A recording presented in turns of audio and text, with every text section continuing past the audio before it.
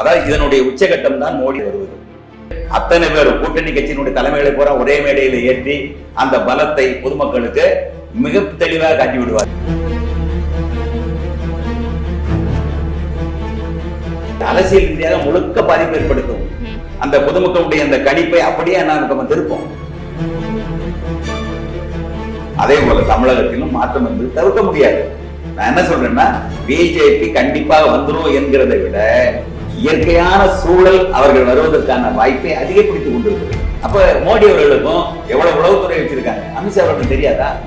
அப்ப நிலைத்த தலைமைக்கு தகுதியானவர் எடப்பாடியார் என்பதை சரியாக புரிந்து கொண்டு அவரை நாம் தவிர்க்க கூடாது என்ற நிலைப்பாட்டில் எடுத்த உடனே எவ்வளவு காலத்துக்கு முன்னாலே அண்ணாமலை பாஜக கூட்டணி உறுதிப்படுத்தப்பட்டுள்ளது. நிச்சயமாக பெரிய அளவில் 35-40 வரைக்கும் போயிடுச்சு. பாஜக என்ன செய்கிறது, இவருடைய முரண்பாடு நடுநிலை வைத்து என்ன செய்கிறது, பேசி எடப்பாடி அவர்களே முதல்வராக ஏற்றுக்கொண்டதனால் தானே டிடிவி அவர்கள் வருகிறார்கள். அப்ப அதுல உடன்பாடு ஆயிடுச்சு இல்ல. முகமும் மூளையும் இல்லைன்னு அவர் சொல்றாரு, ஆனா இங்க உயிரே இருக்கும். அந்த கூட்டமே தேவையில்லையே, இருந்த இடத்துல இருந்து அறிவிச்சிருக்கலாமே. திமுகவோடு கூட்டணி தான், அதுதான் தொடர்கிறது, நீ யாரும் அதை பத்தி கவலைப்படணும்னா நாங்க பாத்துக்கிறோம்னு ஒத்த வார்த்தை சொல்லியிருந்தா அந்த கூட்டத்துக்கு என்ன வாய்ப்பு இருக்க போது? காரணம், திமுகவுக்கு நம்ம கடைசி வரைக்கும் நம்ம சொல்றதுதான் கேட்க வேண்டியிருக்கிறது. 60 தொகுதிக்கு மேல வாங்கணும். இப்ப சாதாரணமா எண்ணிக்கை மிக மிக குறைந்து விட்டது. இன்னைக்கு கௌரவமாக வாங்கணும்னா குறைஞ்சி ஒரு 40 தொகுதிக்கு மேலேயாவது வாங்கணும் அப்படிங்கிற எதிர்பார்ப்பு அவங்களுக்கு இருக்கு. அப்ப இந்த கணக்குல திமுக கூடதான் இன்னைக்கு நெருக்கடி இருக்கிறது. திமுக தான் கூட்டணியிலே பலவீனப்பட்டு கிடக்கிறது. அண்ணாமலை பலப்பட்டு கொண்டே வருகிறது. எதிரும் புதிருமாக காங்கிரஸ் கட்சிக்குள்ளேயே 2 அணிகளாக திமுகவோட போகணுங்கிறதுக்கு ஒரு அணி, திமுகவோட போகக்கூடாதுங்கிற அணி 2 பேரும் மோதிக்கிட்டு இருந்தா நாளை அவர்கள் என்ன ஆகும்? ஒருங்கிணைப்பு மனநிலை வராது. உங்கள் விருப்பத்திற்கேற்ப விதவிதமா சமைக்க OMD மசாலா இப்போதே ஆர்டர் செய்யுங்கள். 4ஆம் துணை நேயர்கள் அனைவருக்கும் வணக்கம். இன்று நம் நிகழ்ச்சியின் சிறப்பு விருந்தினர் பேராசிரியர் ஐயா அவர்கள் இணைந்துள்ளார். வணக்கம் சார். வணக்கம். மோடி அவர்கள் தமிழகம் வருகிறார். பரபரப்பா போயிட்டு இருக்க அரசியல் கிழமை. அவங்களோட அலைன்ஸும் பாத்தீங்கன்னா NDA அலைன்ஸ் வந்து பில் பண்ணிட்டு இருக்காங்க. இதை நம்ம எப்படி பார்க்கலாம் சார்? இதோட எதிரொலி எப்படி இருக்கும்னு நினைக்கிறீங்க? அதாவது வெளியே பரபரப்பா இருக்க இல்லையோ, ஆனா உங்ககிட்ட ரொம்ப பரபரப்பா கேள்விகள் வருது. ஆமா, அதாவது இன்றைக்கு இந்தியாவில் மத்திய அரசினுடைய அந்த ஸ்திரத்தன்மை என்கிற அந்த நிலைத்த தன்மை பாஜக விட்ட வேற கட்சி இல்லை. ஏனென்றால் ஏறத்தாழ 60 நூற்றாண்டுகளை தாண்டி காங்கிரஸ் பெரிய இயக்கம் வந்து இந்தியாவை ஆண்டது. அப்படி ஆண்ட அந்த பெரிய கட்சியினுடைய நிலை இன்றைக்கு என்னவாக இருக்கிறது? பல மாநிலங்களில் எதிர்கட்சி வரிசையில் கூட உட்கார முடியாத அளவிற்கு தள்ளப்பட்டிருக்கிறது. பெருங்காய டப்பா வாசனை போலதான் இருக்கிறது. அந்த வீரியம் மிக்க இந்தியாவை தலைமை தாங்கி வழிநடத்தக்கூடிய அளவிற்கு அவர்களுக்கு அந்த போதாமை இருக்கிறது. இப்ப மோடி வருகையால அதனாலதான் சொல்றேன், அந்த இடத்தை மிகப்பெரிய அளவில் இட்டு நிரப்பிய கட்சியா நான் பாஜக பார்க்கிறோம். அதுவும் ஏறத்தாழ 50 ஆண்டுகளுக்கு மேலாக மெல்ல மெல்ல மெல்ல ஒன்றுமே இல்லாமல் இருந்த ஜீரோவிலிருந்து தொடங்கி, பூஜ்ஜியத்திலிருந்து தொடங்கி மெல்ல மெல்ல மெழுந்து 1, 2 கூடி இன்றைக்கு அசைக்க முடியாத சக்தியாக பாஜக இருக்கிறது. 2 முறை தொடர்ந்து 10 ஆண்டுகள் ஆட்சி செய்த பின்னாலும் கூட இன்றைக்கு கொஞ்சம் அறுதி பெரும்பான்மையில கொஞ்சம் குறைந்தாலும் கூட அந்த ஆளுகின்ற அந்த இடத்தை அவர்கள் தக்க வைத்துக் கொண்டார்கள். ஆனாலும் தமிழகத்துக்குள்ள இன்னும் அவங்களால காலொன்ற முடியல. அதாவது தென்னாடு என்பதுல மெல்ல மெல்ல அந்த திராவிட இயக்க சிந்தனை அந்த காலத்துல இருந்தது, மாநில உணர்வுகள் மேலோங்கி இருந்த காலம். ஆனாலும் கூட கர்நாடகம் மாறிவிட்டது, ஆந்திரா மாறிவிட்டது, கேரளாவும் மாறி மாநகராட்சியை பிடித்திருக்கிறாங்க, வந்துவிடக்கூடாது. கேரளாவும் மாறிக்கொண்டிருக்கிறது. அதே போல தமிழகத்திலும் மாற்றம் வந்து தவிர்க்க முடியாது. நான் என்ன சொல்றேன்னா, பிஜேபி கண்டிப்பாக வந்துரும் என்கிறதை விட இயற்கையான சூழல் அவர்கள் வருவதற்கான வாய்ப்பை அதிகப்படுத்திக் கொண்டிருக்கிறது. அதுதான் ரொம்ப முக்கியமானது. அப்ப மோடியினுடைய தலைமையில அதற்கு முன்னால், அதாவது காங்கிரஸ் ஆட்சி நடக்கின்ற பொழுது வெளிநாடுகளுக்கு சென்ற தமிழர்களை பார்த்த பார்வை அல்லது இந்தியர்களை பார்த்த பார்வை நிச்சயமாக இந்த அளவுக்கு இல்லை. அதற்கு முன்னால் ஏதோ இந்தியர்கள் ஒரு தீண்டத்தகாத நபர்களை பார்ப்பதை போல இந்திய குடிமக்களை பல நாடுகள் அணுகியது. ஆனால் இன்றைக்கு அப்படி அல்ல. இந்திய குடிமக்களை ஒரு மரியாதையோடு பார்க்கக்கூடிய பார்வை உலக நாடுகளுக்கு வந்திருக்கிறது. அதற்கு முக்கியமான காரணம் மோடியினுடைய தலைமை, மோடியினுடைய ஆளுமை. அவரிடம் 1000 விமர்சனங்கள் இருக்கலாம், நம்ம வைக்கலாம், நமக்குள் நாம் விமர்சனம் வைப்பதில் எந்த விதமான மாற்றம் இல்லை. அவருக்கு எதிராக இருக்கக்கூடிய அரசியல் சக்திகள் அவரை விமர்சிப்பதற்கு நிச்சயமாக உரிமை இருக்கிறது. அதற்கு காரணமும் இருக்கலாம், நாம் இல்லைன்னு சொல்லல. ஆனாலும் கூட கூட்டி கழித்து பார்க்கின்ற பொழுது மோடி அவர்களுடைய தலைமை இந்தியாவுக்கும் இந்திய மக்களுக்கும் வலு சேர்த்திருக்கிறது. அப்படிப்பட்ட நம்ம பிரதமர் வந்து இப்ப தமிழகம்க்கு வருகை தராரு. அதுக்கான ஏற்பாடுன்றது பரபரப்பா போயிட்டு இருக்கு. சுமார் 5 லட்சம் பேர் வந்து அதுல பங்கேற்பாங்க. இந்த கூட்டம் மூலமா நாங்க பெரிய மாற்றத்தை நீங்க பார்க்கலாம் இந்த தேர்தல்ல அப்படின்ற மாதிரி பல கட்சி தலைவர்கள் வந்து சொல்லிட்டு இருக்காங்க. இந்தியால முக்கியமான ஒரு விஷயத்தை பார்க்கணும்.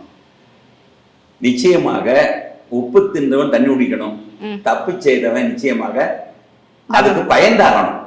தண்டனை கொடுக்கிறது அல்லது வாங்குறதுங்கிறதெல்லாம் சட்டத்தின் அடிப்படையில் உள்ள அணுகுமுறை. ஆனால் தப்பு செய்தவன் பயந்தாகணும். இன்றைக்கு அரசியல்வாதிகள் ஏறத்தாழ 90 விழுக்காட்டினர் தப்பு செய்து மிகப்பெரிய அளவிலே பணங்களை சேர்த்து ஊழல் செய்து என்ன செய்யறாங்க, அவங்க தங்களுடைய செல்வாக்கை வெளிப்படுத்தி கொண்டிருக்கிறார்கள். இதை தாண்டி இன்றைக்கு இருக்கிற நிலைமையில அண்ணாமலை சிதறி போனது, உடைந்து போனது, சுக்குநூறாகி விட்டது, அதற்கு நீ வாழ்வே கிடையாது என்று பேசப்பட்டது அண்ணாமலை மீது எதிரான மனநிலை கொண்டவர்களால். ஆனா இப்ப அதுக்கு எதிராக அப்படியே அதுதான் முக்கியமானது, காலத்தினுடைய சூழல். அப்ப எடப்பாடி அவர்களுடைய தனிப்பட்ட அந்த ஆளுமையினால், அவருடைய போராட்ட குணத்தால், தமிழகமெங்கும் பயணப்பட்டு தன்னுடைய உழைப்பை தந்ததனால், அது மட்டுமல்ல தன்னை நம்பி வந்தவர்களை காப்பாற்ற வேண்டும், ஆதரவு கரம் அளிக்க வேண்டும் என்கின்ற அந்த இயல்பான எண்ணத்தால் இன்றைக்கு அண்ணாதிமுக வலிமை பெற்றுக் கொண்டிருந்தது. மறந்து இது பிஜேபிக்கு தெரியும். அப்ப பாரதிய ஜனதா கட்சி வந்து பார்க்கிறது, ஓபிஎஸ்ஐ பார்க்கிறது, தினகரனை பார்க்கிறது, சசிகலா பார்க்கிறது, இன்னும் பல வகையான கட்சிகளை எல்லாம் பார்த்தது. அண்ணாதிமுகவும் பார்த்தது, குறைவாக இடை போட்டது. அதற்கு முக்கியமான காரணம் அண்ணாமலை அவர்களுடைய தலைமையில கொடுக்கப்பட்ட ஆலோசனையினால அண்ணாதிமுகவை குறைவாக இடை போட்டு விட்டார்கள். ஆனால் அண்ணாதிமுக பல வேண்ட சக்தி தான், அதற்கு இன்னும் பலன் சேர்க்கின்ற வகையில் தான் எடப்பாடி அவர்களும் செயல்பட்டுக் கொண்டிருக்கிறார்கள் என்கிற உண்மை பின்னால் தெரிய வந்தது. அப்படிதான் டிடிவி அவர்கள் எந்த வாயால எதிர்த்தாரோ இப்ப அவரே போய் கூட்டணியில அதுதான் சொல்ல. அப்ப எடப்பாடி அவர்களினுடைய அந்த உழைப்பு, அந்த உறுதிப்பாடு, அதுதான் முக்கியமானது. அது மற்றவர்களை தன் பக்கம் இழுக்கிறது என்று பார்க்கிறோம். அப்ப மோடி அவர்களுக்கும் எவ்வளவு உளவுத்துறை வச்சிருக்காங்க, அமித்ஷா அவர்களுக்கு தெரியாதா? அப்ப நிலைத்த தலைமைக்கு தகுதியானவர் எடப்பாடியார் என்பதை சரியாக புரிந்து கொண்டு அவரை நாம் தவிர்க்க கூடாது என்ற நிலைப்பாட்டில் தான் எடுத்த உடனே எவ்வளவு காலத்திற்கு முன்னாலே அண்ணாதிமுக பாஜக கூட்டணி உறுதிப்படுத்தப்பட்டு விட்டது. அதான் முதல் இது. ஆனா இப்ப இவங்க இல்லாம அதிமுக ஒரு கூட்டணி இப்ப பில் பண்ணி வச்சிருக்காங்கல்ல சார், அது வந்து அந்த கூட்டணியால அவங்களுக்கு எவ்வளவு வாக்கு சதவீதம் வந்து இப்ப ஏறி இருக்கு அப்படின்னு சொல்லலாம். நிச்சயமாக பெரிய அளவுல 35 40 வரைக்கும் போயிடுச்சு. 40% 35-40% போயிடுச்சு. காரணம் உங்களுக்கு தெரியும் பாருங்க, ஏற்கனவே வாசன் உள்ள இருக்கிறார், டாக்டர் அன்புமணி உள்ள இருக்கிறார், நல்லா மறந்துடக்கூடாது, ஜான் பாண்டியன் அவர்கள் உள்ள இருக்கிறார், அப்புறம் வந்து நம்முடைய ஏசி சண்முகம் இருக்கிறார் உள்ள, சரியா? அப்புறம் வந்து நம்முடைய பாரி வந்து இருக்கிறார். நல்லா பாருங்க எவ்வளவு பேர் உள்ள இருக்காங்க. ஏன்னா இவங்கள ஒவ்வொரு இடங்கள்ல ஆளுமையாக இருக்கக்கூடியவர்கள். SRM நிறுவனர் அவரு ஒரு குறிப்பிட்ட பகுதியில் ஆளுமையா இருக்கிறாரு. அதே போல ஏசி சண்முகம் குறிப்பிட்ட பகுதியில் ஆளுமையா இருக்காரு. அதே போல ஜான் பாண்டியன் ஒரு குறிப்பிட்ட சமுதாயத்தினுடைய ஒரு ஆளுமையா இருக்கிறார். இப்படி வரிசையாக செல்வாக்கு சேர்ந்து இருக்கிறது. அப்ப தொகுதி வாரியா அவங்க ஸ்ட்ராங்கா நிச்சயமாக. அதே போல ஒரு டாக்டர் அன்புமணி ராமதாசால வட தமிழ்நாடு ஓரளவுக்கு பலப்பட்டு விட்டது. இப்பொழுது தினகரன் உள்ள வந்ததுனால தென் தமிழ்நாடு பலப்பட்டு விட்டது. நல்லா புரிஞ்சுக்கங்க. ஆனா இப்ப அவர் டிடிவி அவர்கள் அதிமுக போகாம என்டிஏ தலைமையில போய் சேர்ந்திருக்காரு. அது ஏதாச்சும் பின்னடைவை ஏற்படுத்தும்? அது எல்லாம் ஒண்ணுதாம்மா. அதாவதுமா இப்ப நான் என்ன சொல்றேன்னா, எனக்கும் உனக்கும் ஒரு மனத்தாங்கல் வந்துச்சுன்னா நம்ம 2 பேரும் பேசி தீர்க்க முடியாது. அப்ப இன்னொருத்தர் மூலமா நம்ம பேசிட்டு தான் நம்ம 2 சமரசம் ஆக முடியும். அந்த வகையில பாஜக என்ன செய்கிறது, இவருடைய முரண்பாடு தீர்ப்பதற்கு நடுநிலை வைத்து என்ன செய்கிறது, பேசி தலைமையில வந்து கொண்டு போயிடுச்சு. அப்ப எடப்பாடி அவர்களே முதல்வராக ஏற்றுக்கொண்டதனால் தானே டிடிவி அவர்கள் வருகிறார்கள். அப்ப அதுல உடன்பாடு ஆயிடுச்சுல. உடனடியாக என்ன செய்யறாரு, எங்களுடைய இது பங்காளி சண்டை, எங்களுக்கு ஒன்றும் பிரச்சனை இல்லை, எங்களுக்கு திமுக வீழ்த்துவதுதான் எங்களுடைய முதல் நோக்கம்னு சொல்லி அவர் உள்ள வந்துட்டாரு. சரியா? அப்ப எடப்பாடி அவர்களை முதலமைச்சரா ஏற்பதில் அவருக்கு என்ன தயக்கம்னு ஆயிடுச்சு. உடனே எடப்பாடியார் என்ன செய்யறாரு, அவரு வரவேற்று மகிழ்வோடு வரவேற்கிறேன், அன்போடு வரவேற்கிறேன் என்று அவர் தன்னுடைய செய்தியை பகிர்ந்துகிட்டார். சரிதானே? அதுக்கு அவர் நன்றின்னு சொல்லிவிட்டார். என்னை மகிழ்வோடு வரவேற்ற அவர் எடப்பாடி அவர்களுக்கு நான் நன்றியை தெரிவித்துக் கொள்கிறேன் என்று சொல்லிட்டாரு. அப்ப இவ்வளவு தூரம் இணக்கமா போன பின்னால ஒரு சிறு, ஏன்னா அதாவது அண்ணாமலை என்பது ஒரு மிகப்பெரிய இயக்கம். டிடி அவருடைய அமைப்பு என்பது இன்றைக்கு வளர்ந்து வரக்கூடிய ஒரு நிலையில் இருக்காங்க. அதனால அது மட்டும் இல்ல, பாஜக என்கிற அசைக்க முடியாத சக்தி என்பது மத்தியில் இருப்பதனால் இவர்கள் அத்தனை பேருக்கும் நெருக்கடியும் தர முடியும், அனுகூலமாகவும் செயல்பட முடியும். மறந்துடக்கூடாது, அரசியல்ல இதுதான் முக்கியமான நம்ம மனதிலே கொள்ள வேண்டிய விஷயம். ஆனா இப்ப அதிமுக 40% கன்ஃபார்ம், நிச்சயமாக 40% எட்டிடுவாங்க. ஏன்னா அந்த அளவுக்கு இந்த பார்வைகள் மாறிப்போம். ஏன்னா திமுகவுக்கு எதிரான மனநிலை மக்களிடத்தில் இருக்கிறது. அது விஜய்க்கு போயிருமோ என்கிற ஒரு எண்ணம் இருந்தது. ஆனால் விஜயினுடைய நிலை இன்றைக்கு அந்தரத்தில் தொங்குவது போல இருக்கிறது. ஏன்னா 30 நாள் மேல ஆச்சு, இன்னும் அரசியல் அஸ்திவாரம் இல்லாத ஒரு கட்டடம் ஒரு சின்ன அதிர்வு கூட தாங்காது. அது போல விஜய் வருகின்ற பொழுது ஒரு பரபரப்பு, ஒரு கவர்ச்சி, ஒரு கூட்டம். இதுதான் இளைஞர்கள். ஆனா நீங்க இப்படி சொல்றீங்க, அந்த கட்சியில இருக்க ஆதவ அர்ஜுனா அவர்கள் என்ன சொல்றாருன்னா, இந்த கூட்டணி அலைன்ஸ் பில்ட் பண்றதெல்லாம் அதிமுக அது ஒரு முகமும் மூளையும் இல்லாத மாதிரி ஒரு விஷயம் இது அப்படின்ற மாதிரி. அதாவது முகமும் மூளையும் இல்லைன்னு அவர் சொல்றாரு. ஆனா இங்க உயிரே இல்லை. எங்க உயிரே கிடையாது.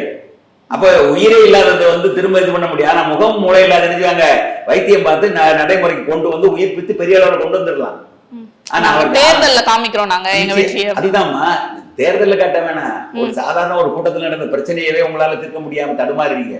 சிபிஐ விசாரணை நீங்க தான் கேட்டீங்க, இப்ப நீங்க தான் என்ன செய்ய படாதபாடு பண்றீங்க. ஒண்ணு நல்லா புரிஞ்சுக்கிறணும். அப்ப இந்த ஜனநாயகனுடைய படத்தை வெளியிட முடியாம, அதுக்கு முன்னால தலைவா படத்தை வெளியிட முடியாம அம்மாவுக்கு முன்னால கையிட்டி நின்னாரு. இதுதான் அவருடைய ஆளுமை. ஆனா இந்த ஜனநாயகன் படத்துக்கு எதுவுமே அவர் பேசல, எந்த ஒரு குரலுமே கொடுக்கல இப்ப வரைக்குமே. அவரு ஏன் எதிர்ப்பு குரல் கொடுக்கல? இது அநீதினு சொல்லலாம், இது அராஜகம்னு சொல்லலாம், இது பாரபட்சம்னு சொல்லலாம், இது ஒரு சார்பு தன்மை உடையது அப்படிங்கலாம், இது அரசியல் பழிவாங்க எதாவது சொல்லலாம்ல. எதுவுமே சொல்லலையே. ஏன் அப்படின்னு கேட்டீங்கன்னா பயம். இது ஒரு அதிருப்தி ஏற்படுத்திருக்குல்ல சார். இப்ப ஏன்னா அரசியல்லயும் எந்த விதமான குரலும் கொடுக்கல, ஒரு சினிமால அவருக்கான கதையிலும் அவருக்கு பின்னடைவு. இப்ப ஆதவரிச்சா நான் சொன்னான்னு சொல்றீங்களே, ஆதவரிச்சா சொல்றதை பத்தி யாரும் பொருட்படுத்த மாட்டாங்க. விஜய் ஏன் வாய் திறக்கல? அவருடைய தேவைக்கே அவர் குரல் கொடுக்க முடியாமல், அவருக்கு வரக்கூடிய நெருக்கடிகளுக்கே எதிர்ப்பு குரல் கொடுக்க முடியாமல் அமைதி காக்கக்கூடிய அந்த விஜயனுடைய செயல்பாடை ராத்து தந்திரமாக கொள்ள முடியாது.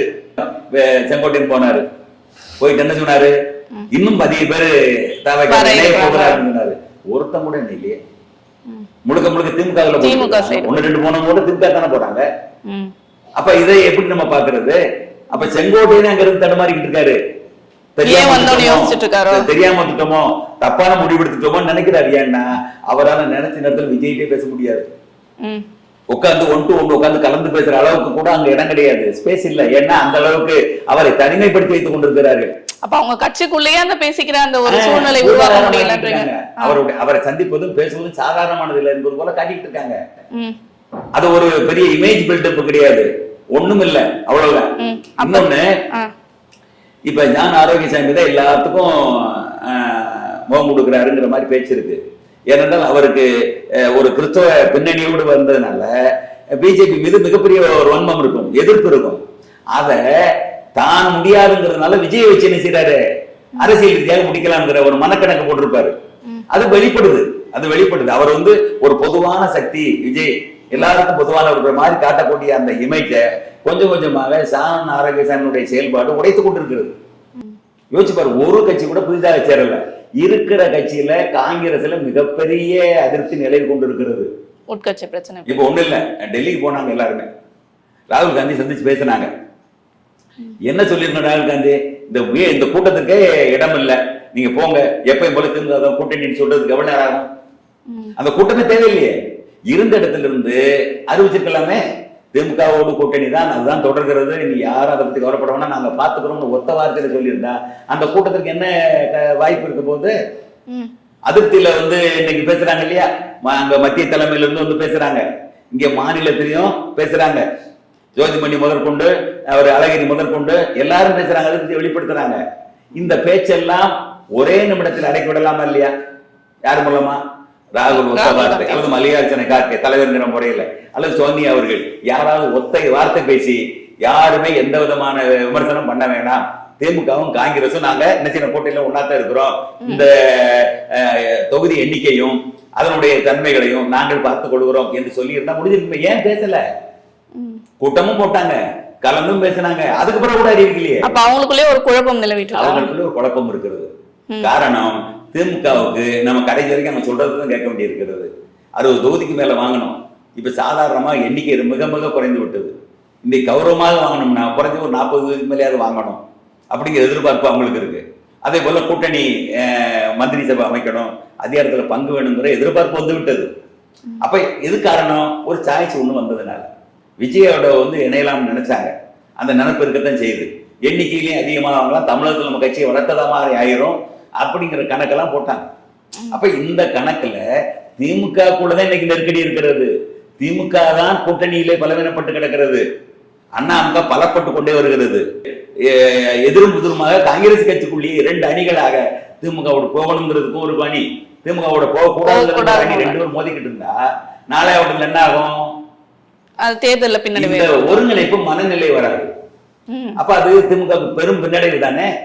யோசிச்சு பாருங்க. அது மட்டும் இல்ல, திமுக அமைச்சர்கள் பல பேருடைய இதுல வழக்கு இருக்கிறது, ஊழல் இருக்கிறது. அதனை தொடர்ந்து இப்ப மோடி அவர்களும் தமிழகம் வருகை தராரு, பியூஷ் கோயல் அவர்களும் வருகை தந்து உச்சகட்டம். அதாவது இதனுடைய உச்சகட்டம் தான் மோடி வருவது. அத்தனை பேர் கூட்டணி கட்சியினுடைய தலைமைகளை போற ஒரே மேடையில ஏற்றி அந்த பலத்தை பொதுமக்களுக்கு மிக தெளிவாக காட்டி விடுவார். அது திமுகவுக்கு ஏதாச்சும் பாதிப்பை ஏற்படுத்துமா சார்? முழுக்க முழுக்க பாதிப்பு ஏற்படுத்தும். ஏதாவது கிடையாது, அரசியல் ரீதியாக முழுக்க பாதிப்பு ஏற்படுத்தும். அந்த பொதுமக்களுடைய அந்த கணிப்பை அப்படியே நம்ம திருப்போம். ஏனென்றால் அங்க திமுக ஆளுங்கட்சியான திமுக எதிரான மனநிலையும், அந்த அமைச்சர்கள் எல்லாம் சட்டத்தின் பிடிக்குள்ளே ஊழல் செய்து கொண்டு சிக்கிக் கொண்டிருக்கிற காரணமாகவும் அந்த குடும்ப அரசியலிலே பல்வேறு வகையான சிக்கல்கள் இருக்கிறது. அது வெளியே மக்களோட அதிருப்தி எல்லாமே அங்க எல்லாம் சேர்ந்து அண்ணாமுகனுடைய பலமாக மாறிவிடும். அது யதார்த்தமான விஷயம், இது யதார்த்தமானது. அப்ப திமுகனுடைய இது என்ன செய்யணும்னா, ஊடகங்களை கைகளை வைத்துக் கொண்டு காசு கொடுத்து மிரட்டி இந்த சமூக ஊடகங்களையும் இந்த தொலைக்காட்சிகளையும் பத்திரிகைகளையும் தனக்கு சாதகமாக எழுதும்படி பேசும்படியாக ஆக்கி கொண்டு வந்தது வெளிப்படையாக தெரிந்து விட்டது.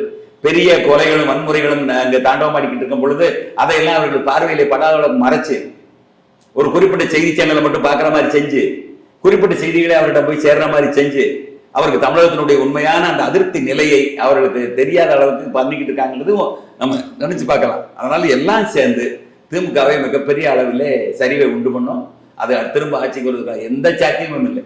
ஆனால் அண்ணாமுகவுடைய கூட்டணி மிகப்பெரிய பலம் வாய்ந்ததாக மாறி இருக்கிறது, மாறும், இன்னும் மேல போகத்தான் செய்யும். அது திரும்ப ஆட்சியை கண்டிப்பா பிடிக்கும் என்பதில் எந்த மாற்று கருத்தும் இல்லை.